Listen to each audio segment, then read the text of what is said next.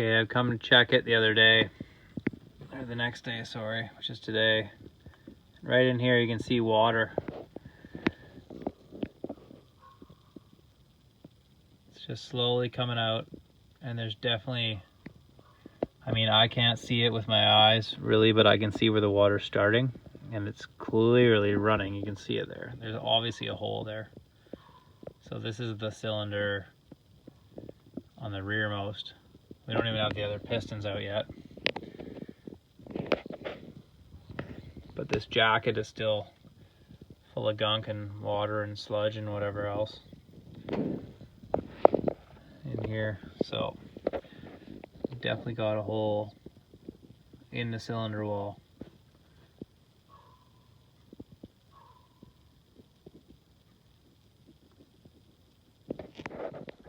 All right, the rain has stopped. We got some nice weather. So we're back over at the backhoe. If you're following, the last video was me showing the, I guess the drips in the case there. You can see it's just still going real slow and steady. Anyway, so I'm gonna strip this block down. I don't even have an engine mount. So I'm gonna pull the fuel pump, the injector pump I should call it. That's gonna need some looking into because it's leaking out of here, but the lines are obviously already disconnected. So right here, I think this might be the pull to quit. But right on, it goes through this little guy with a set screw. From the right hand side of this to the end, it's exactly 7/16. On mine, just keeping track for when I put this back together. And then I think this is the throttle here. And this guy just had a little piece of funny tie wire going through there, right into there. So now that I got those two off, there's 1, 2, 3 holding it on, and those are 1/2 inch. So I'm gonna pop those off. And then I think this is the cab heater. So he goes right on here to this spigot. So that's coming off. And then there's a little mounting strap on here. And he runs all the way up and goes up into the cab. And it looks like this is a return line over here. I can't remember where that went. Anyway, so I'm gonna pull those hoses off. I'll pull this rad hose off as well. Pull all the screws out, pull the pump out if I can get it out, the gear on there, and I haven't had a look at that yet.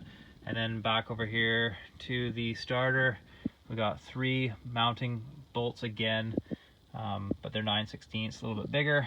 I got a 1/2 inch back here with the ground, or the negative I should call it. And then on top we've got 3 wire connectors all here, positive right from the battery to the top main screw, with these 2 1-hole stake-on connectors. Sorry, and then there's this red guy. This guy was actually loose, but he goes in there, and he's one of the stake-on style connectors. So that should come off in one piece.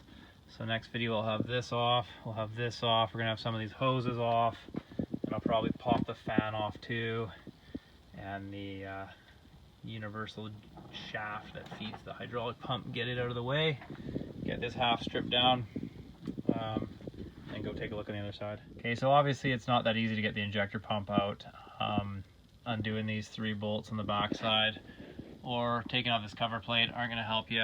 The whole front end of this thing's going to have to come off before I can get that out. That's fine, we'll do that inside.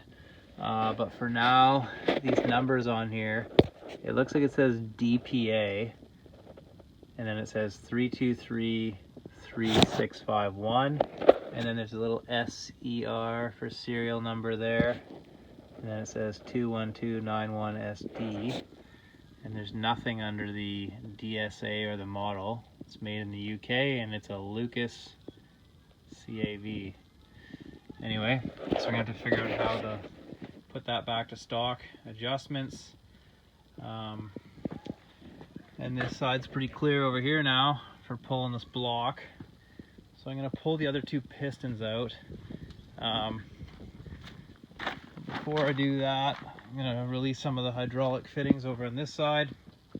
Oh yeah, you can see I took the fan off. So the 2 bolts right here, closest to this cover plate, and there's 2 more here, and that'll release your fan assembly. 1 bolt is shorter than the other the other 3 are. So we're gonna have to figure out exactly where that one goes back, but not a huge deal.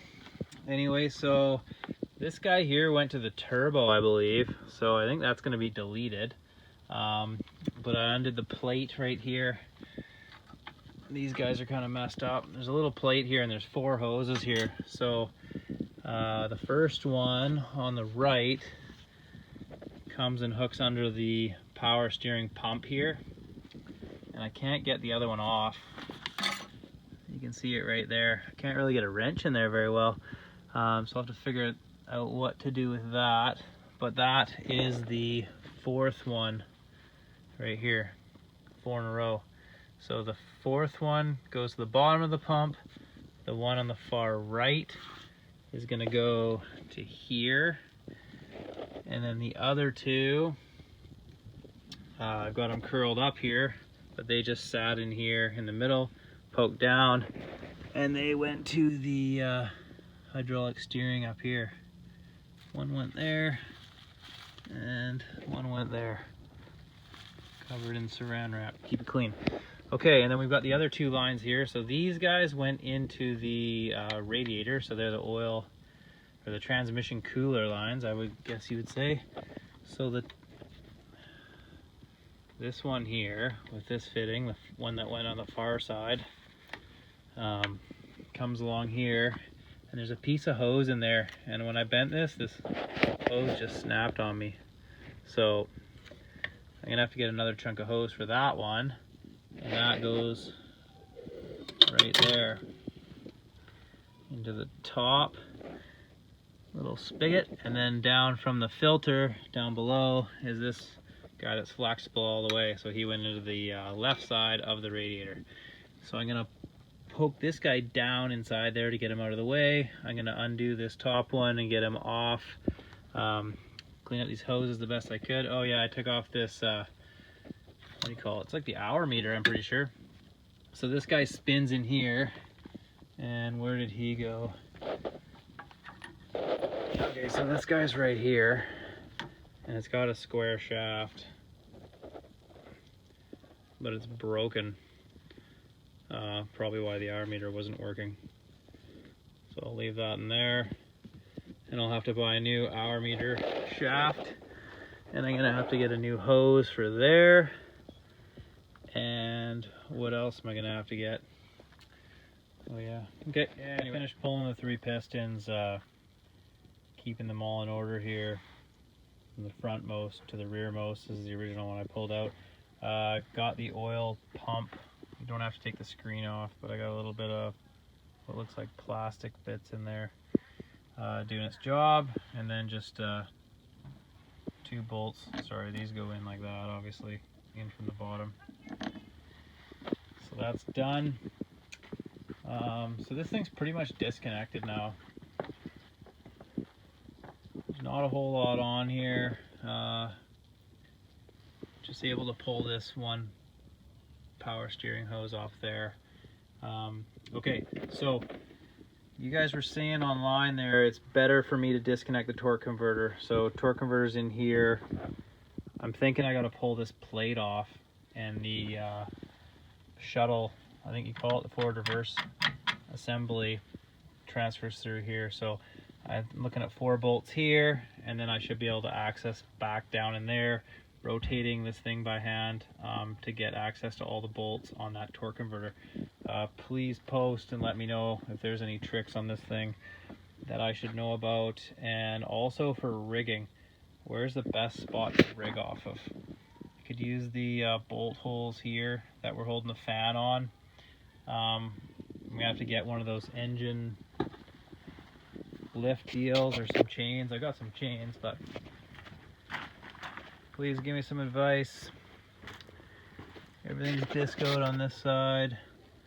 Not much going on there. So anyway, yeah, let me know what I should be doing next here so I can pull this block and the rest of the engine out. Thank you very much.